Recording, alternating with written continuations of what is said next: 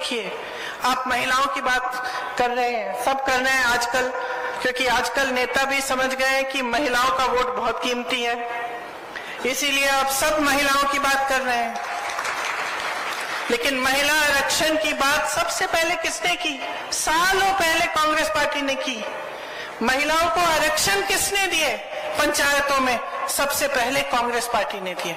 और इन्होंने एक ऐसा कानून पास किया है जो 10 साल तक ये कहते हैं लागू नहीं होगा। क्या करेंगे हम इस आरक्षण का, अगर 10 साल हमें रुकना पड़ेगा इसके लिए? तो इनकी बातें जो है पूरी तरह से खोखली हैं। जो उदारता होनी चाहिए, जो समर्पण होना चाहिए, वो नहीं है। उदारता तो वो होती है जो किसान बाहर बैठा हुआ है, सर्दी में खा नहीं रहा है, पी नहीं रहा है, सुनवाई तो कर लो, समझ तो लो क्या कह रहा है इस देश की जनता, क्या कह रही है आपसे। लेकिन आज जो सरकार है, मोदी जी की सरकार, भाजपा की सरकार, उसमें आपकी कोई सुनवाई नहीं है। ये सरकार सिर्फ बड़े बड़े उद्योगपतियों के लिए चल रही है, और वो भी गिने चुने जो इनके मित्र हैं, जिनको पूरी देश की संपत्ति सौंपकर इनकी सत्ता मजबूत रहे। तो आपको समझना पड़ेगा कि आज की जो परिस्थितियां हैं उनसे आपका भविष्य कैसे बनेगा। ओपीएस की आपने बात की। अब जो कर्मचारी है 20-20 साल काम करता है, उसकी क्या उम्मीद होती है?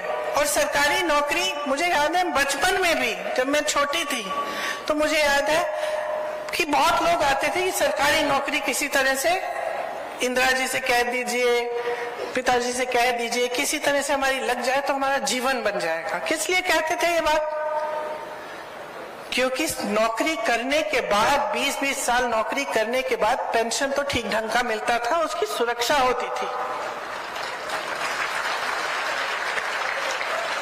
आज जितनी भी ये पुलिसकर्मी है, जितने यहाँ तैनात है, क्या किसी को पुराना पेंशन नहीं मिल सकता?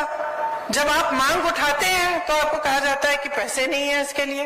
तो अगर इसके लिए पैसे नहीं है तो बताइए, इतने बड़े बड़े उद्योगपतियों के कर्ज माफ करने के पैसे कहां से आए? जो हजारों करोड़ रुपए इनके माफ होते हैं, वो पैसे कहां से आए?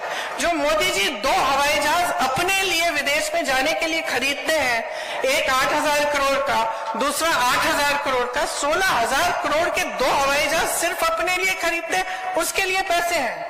20,000 करोड़ रुपए के आपके पास है खर्चने के लिए नए संसद को बनाने के लिए, जबकि पुराना संसद ठीक तरह से चल रहा है। उसका सुंदरीकरण करने के लिए आप 20,000 करोड़ रुपए खर्च करने के लिए तैयार हैं, लेकिन किसान की मांग, किसान का कर्ज माफ नहीं करेंगे। ओपीएस के लिए आपके पास पैसे नहीं है। तो आज की सच्चाई ये है, असलियत ये है